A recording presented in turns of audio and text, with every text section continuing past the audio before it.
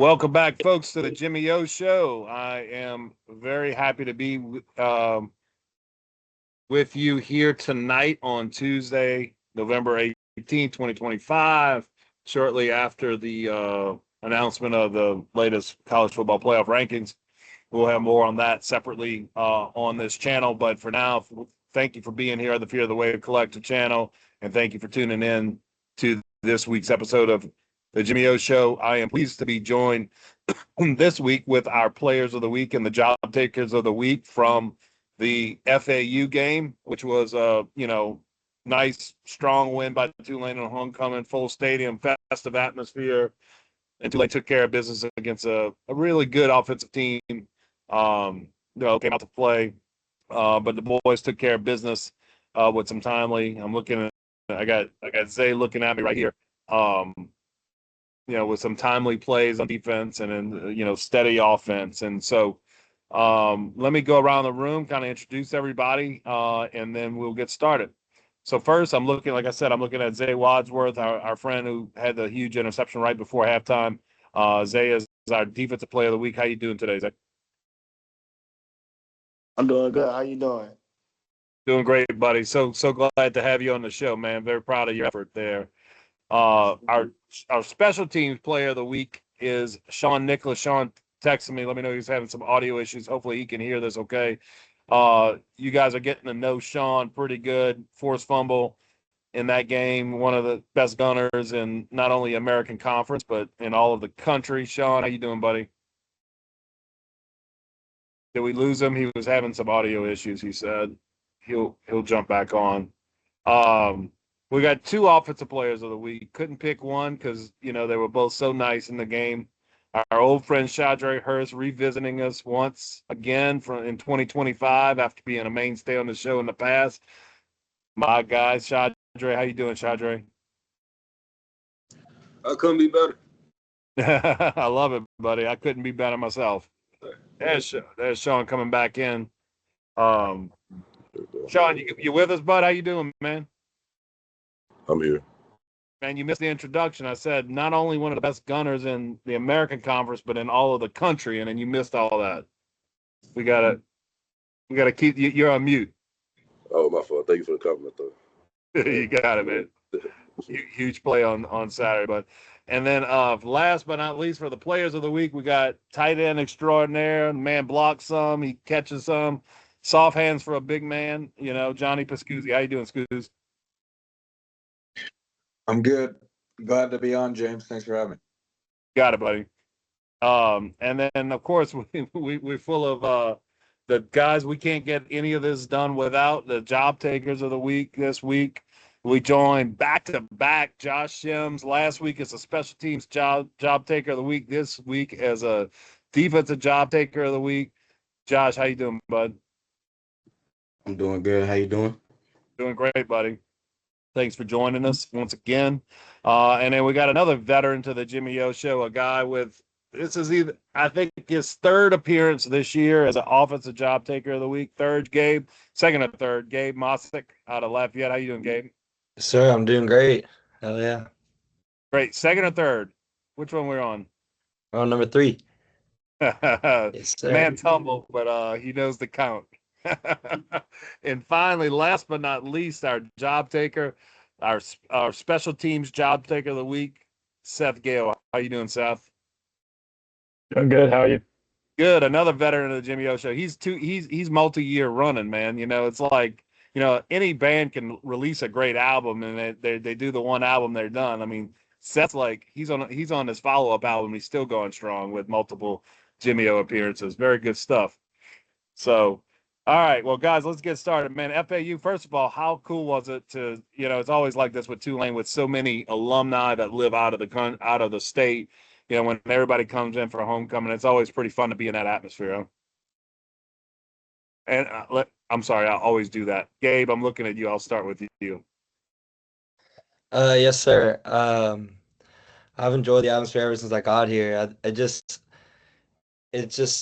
brings so much like excitement to all of our game, and like it just makes us all want to like do our best. I don't know. I just love the atmosphere here, for sure. Yeah, no doubt. For sure. And And especially the Go new ahead.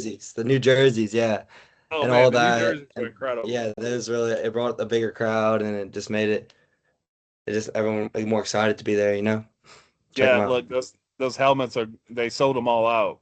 Not Yeah, only y'all's game helmet, but every other one they made. They $2,000 a pop. Couldn't keep them in stock. It was cool hit, cool thing to do. Shaun, you grew up in the New Orleans area, man. I want to kick it to you because I want to follow up on something that Gabe said. When I played, let's see, the Newman Open in 2013, so you would have been pretty young. You would have been 5 or 6 years old. You really won't remember the Superdome years. But I'm gonna tell you, man, it wasn't nothing for us to have like 2,000-3,000 people in that big dome, and not nearly the environment we got now. Do you have any memory of those days at all as a New Orleans kid?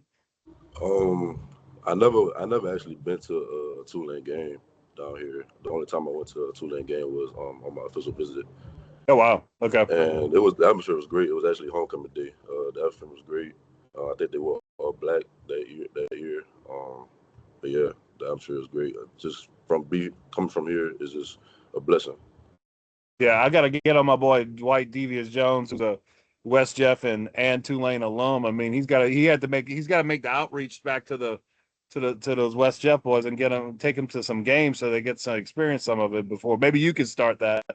Um, but yeah, no, man. I mean, we definitely need that better connection. But yeah, just incredible atmosphere, man. Like I guess my point is, you don't know how good you have it, because it wasn't always this way in Tulane land, but thanks to the efforts of everybody on this call and some of the guys that came before you, I mean, we're a proven winner now, right? Like, and people come to watch us. Shadre, you've been around a bit. I guess it's got to feel pretty good just kind of reflecting on that. I know we always trying to be present and looking forward, but if you take a step back and just kind of reflect on the growth and development of those programs that you've been around, got to feel pretty good about that. Yes, sir. So, especially just seeing like how we came, just the whole experience of how we came about. Especially on my freshman year, the combo year. That one right there just set the standard from that moment on. Yeah, no doubt, man.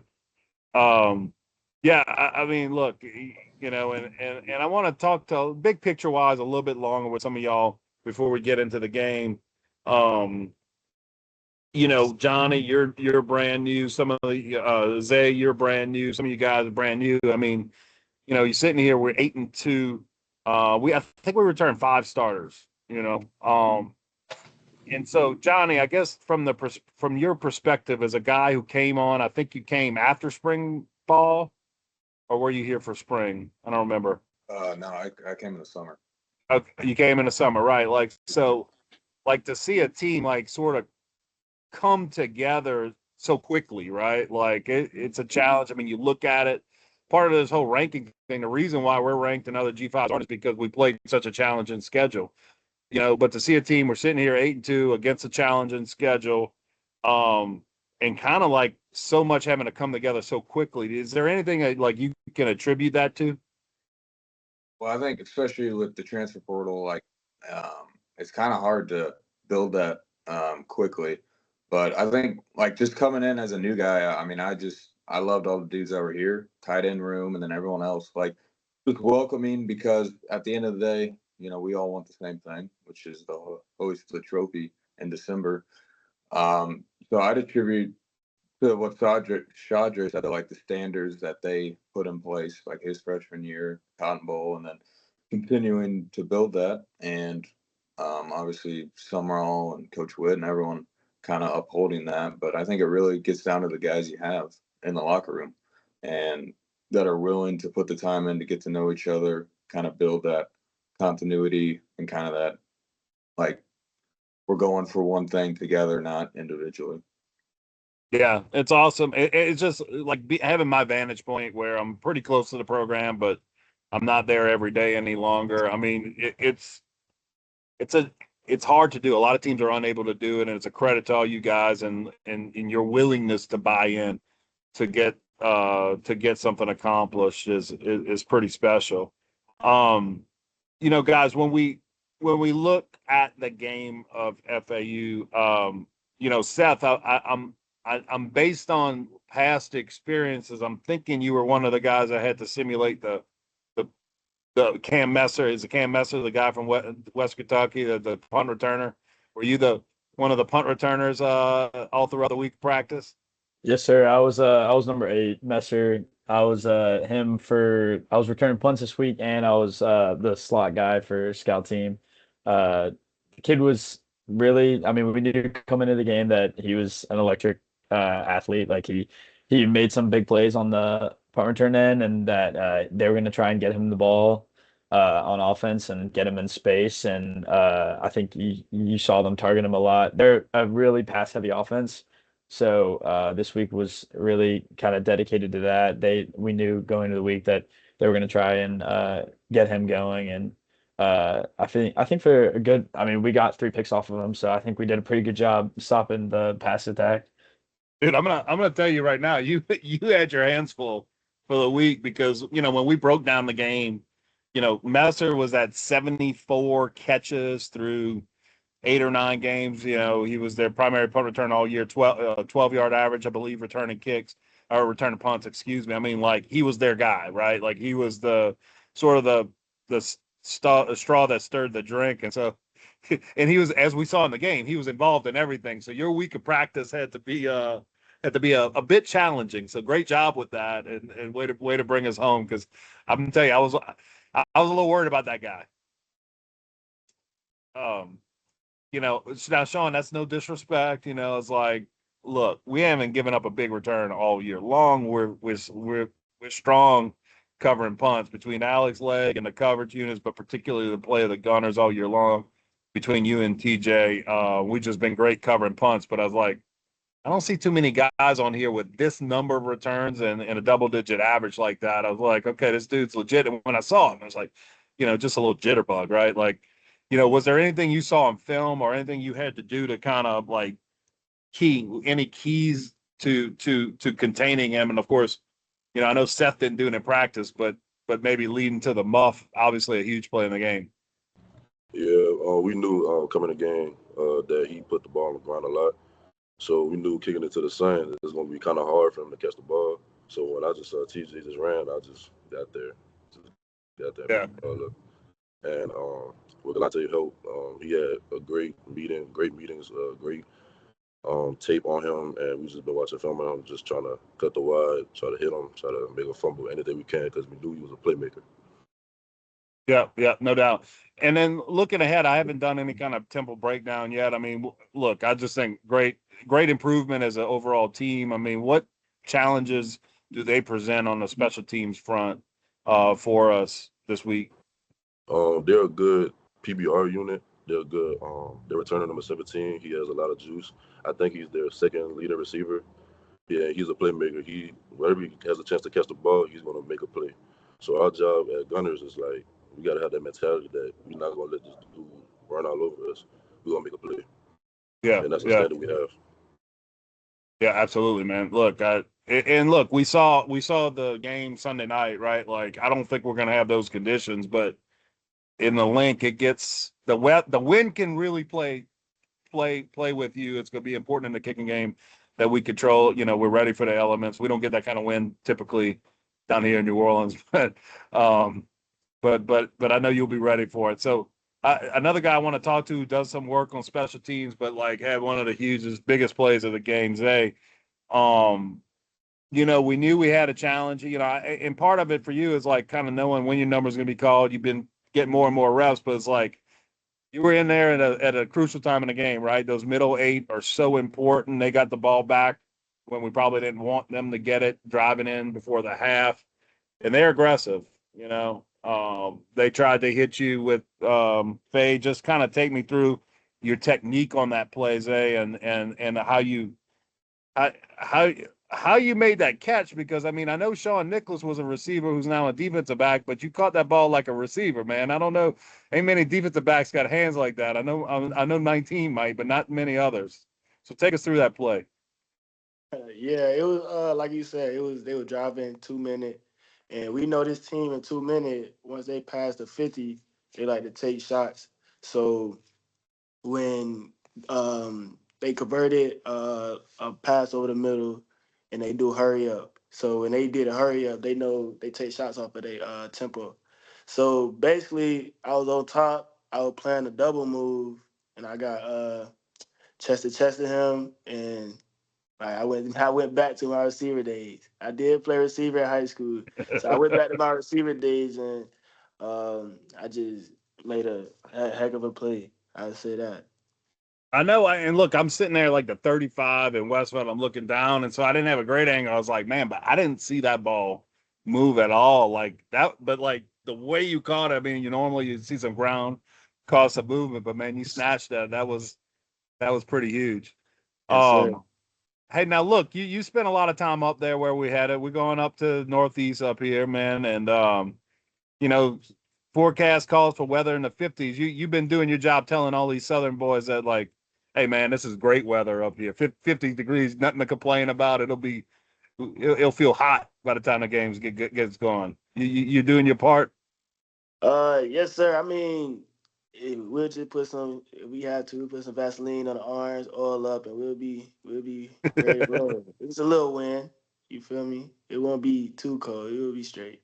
Yeah, yeah. All right. I know, man. Look, it ain't gonna be nothing like that night at Army. I can tell you that. 3 o'clock kickoff. It's gonna be beautiful. We're gonna have a great time in the link. Um. So Josh Sims, I know you were a defensive uh job taker of the week. I want to kind of talk to you more generally about the play of the secondary and these guys that you saw in the game. I mean, one thing that really stood out, Zay did it. We saw it out of Javion, we saw it out of Joker, we saw it out of all the coverage guys, like just staying on top the route of the receiver, being on the top shoulder, and being able to make a play on the ball. We had different reasons, but that hadn't been the case necessarily in every game in the last few weeks. Was that like really a point of emphasis in the DB room this week, Coach JJ and the staff there? I think it's a point of emphasis every week in the DB room to stay on top. Coach Gas, he'll come in there and lead the meeting sometimes, and he'll start off with telling us to stay on top. So Yeah. that's always a big emphasis in the meeting rooms at all times. So. Yeah, well, and look, Shadre, that might be like them, like me, like that's almost like I don't know anything about playing defensive back because, I mean, my fastest 40 was like a 5.3 something. So, Shadre, it's like, hey man, do y'all emphasize taking a post step on pass protection? I mean, I'm asking elementary questions. So Sims is like, come on, man, we like this is you're asking kindergarten level here, man. I don't know, John. All I know is y'all did it this week and it looked good.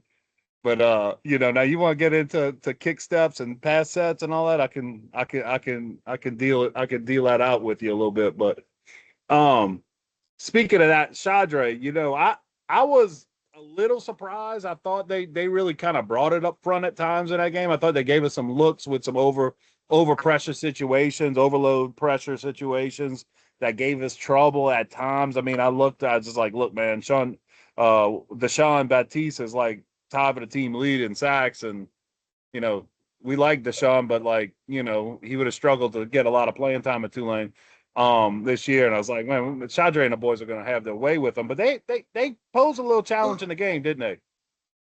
Yes, sir. Going into the game, we knew they were a pretty good front. They had a guy we had last year, Deshaun. He was a really good player too. So we knew we had to be really like technical and sound on our techniques just going into the game. So that was a big emphasis on us. Yeah. How about our guy Jamari, man? Oh yeah. Uh-huh. Our boy came to play, man. It was nice to see. Yeah, yes, sir.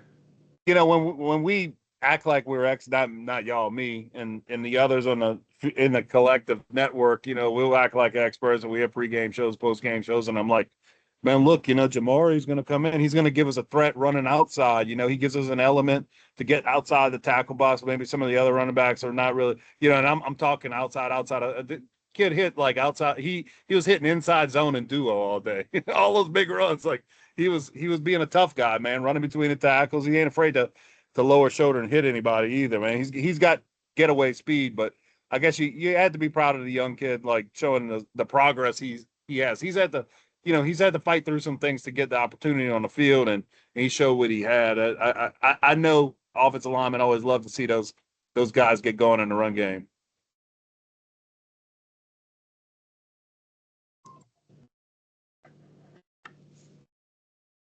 You with me, Shadre? I think you're on mute. Oh yeah. I was on mute, my bad. Oh but yeah, no, it was real good to see him get going though. Just talking to him. I talk to him every day. I got a class with him, and we've been really just talking talking about his progress and all that. But it was really good to just see him have that breakout game. Yeah, no doubt. Hey, one other thing for you, Shadre, before I let you go, man.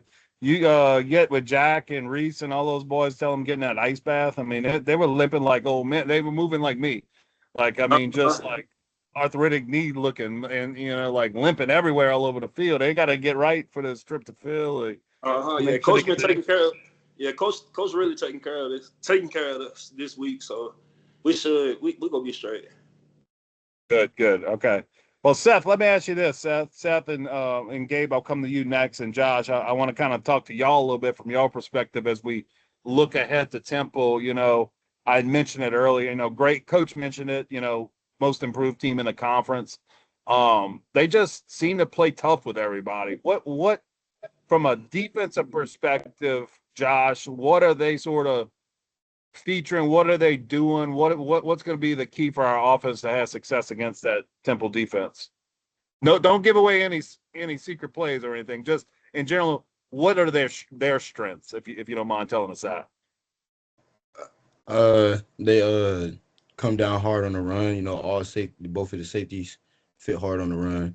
Corners do too. When they're in cover two. So they're very strong. And protecting the run. I think they're very strong in protecting the pass, but that might be their weakness. So Yeah, but I think they're very good at protecting the run. But we got Jamar and all them other guys. So I feel like we be all right. that's the thing. You come down hard, bro. But if I get past you, you ain't got nobody back there to stop me from between me and the end zone. So, and then look, if you're a little too aggressive coming down on the run, then obviously we got shot plays too that we got opportunities for. So, but it's gonna be a challenge, man. And flipping the other side, Gabe, like when you look at how this Temple offense is trying to play, what are their kind of personnel tendencies? What are they attempting to do that you can see watching them? Watching them, they're a heavy run offense. So that's kind of good for me and the scout running backs because I like to get out there and play, and it's kind of I can always get the best look, and I always try to follow their tendencies. Like I always say, I watch how far away they stand away from the quarterback, the running backs, and how they cut back or get wide on runs, all that. I look at all that just so I can give the best look I can to the defense, and I always I play physical and fast just to make sure I always get the best look. But yeah, we're looking at more of a running based offense. Yeah, for sure. Yeah. And then Seth, I want to talk to you about their special teams. I'm gonna preface it with this. Against FAU, really where we excelled and where we won that game, in my view, is we turned them over. We were very good situationally. We're a good third down, fourth down team. They got their yards, and we had the yards, but I mean, we won the game situationally. We won the game with turnovers, and we won the game with solid special teams. When we look ahead to Temple, we're looking at a team that's been very good at protecting the football all season long. They just don't turn it over. So it's going to put even more emphasis on the special teams play, for being the edge in the game. Sort of, do you see anything that we might have an advantage on in terms of where we can get some hidden yards, prevent big plays from them? Anything stand out in sort of the special teams prep for the week? Yeah, definitely. They protect the ball really well. So turnovers are if we can get one, that's going to be huge for our defense, definitely. But special teams wise, their punter's an Aussie. He's pretty good. He likes to get the ball on the ground. He's not a big he's not gonna wow you with his leg strength trying to push it down the field, and make his gunners make too many plays. He likes to keep it on the ground, kind of neutralize the return. But if we can get one bouncers and get a wall going, I think like we have a really good shot at they. I don't think they've been really tested on PBR much this year, and testing their coverage I think we can make some big plays. And I think we always, with TJ Smith back there on kickoff return, I think we'll always have a good shot if they leave one out there that we can make a big play out there. And then along with the punt game, I think, you know, uh, neutralizing their returner. He's a really good guy, number 17. Probably one of the better punt returners we played all year. He's aggressive. He likes to take chances. So if we can get him in uncomfortable situation, and get him to put the ball on the ground, as a team that doesn't like to turn the ball over much, especially getting a punt in their territory and getting the ball back, I think that really could turn the tide of the game for us. Yeah, good insight, man. The Aussie guys always kind of freak me out because you get the returner sort of in between. Like they're trying to get the one bouncer, can't quite get the one bouncer, and they kind of try to field it when they should. I don't know. I know Alec does it some to our opponents as well, but the kid's got all sorts of tricks in his bag. I kind of enjoy watching. I never enjoyed watching punters too much. I enjoy watching Alec play, but well, look, guys, it's been awesome. It's been a great visit. I appreciate y'all all being here. One thing real quick before I talk to the fans a little bit about business stuff. Y'all are also great at this. Like you're just obviously great representatives of Tulane. Keep in mind that the video, these interviews are available on the Fear the Wave channel on YouTube. So if you ever you're submitting resumes, you're ever having to do any kind of thing where you got to show yourself on film, y'all do great. And you can always go back to that channel and download those videos and use them for whatever you need to use them for your career, et cetera. Like I said, I mean, I got 7 dudes on this show and all of y'all are just outstanding. So with that, guys, fans, this is free. This is Jimmy O Show. We love having this brought to you so you can meet our guys. They're the best face for this university I can possibly think of. But there's a lot more available at fearthewavecollective.com. Please go to our website and see how you can subscribe. We can't do these shows without the support of all of our subscribers. We have hundreds. We want thousands. So please go to the website, tell a friend, bring them all in, bring them all to the family. We want to do everything we can to support the Tulane Green Wave as we make this run through the end of the season. I know these guys are focused, and they deserve your support. So, guys, please do that. Other than that, man, we will be online again for an emergency pod with Jake and I to deal with the playoff stuff. And then, of course, the pregame show before Temple will be released probably on Friday. And then we'll be back with you for the postgame after that. So until next time, roll wave. Roll wave. Roll wave, boys. Thank you. Wave. Thank you. Thank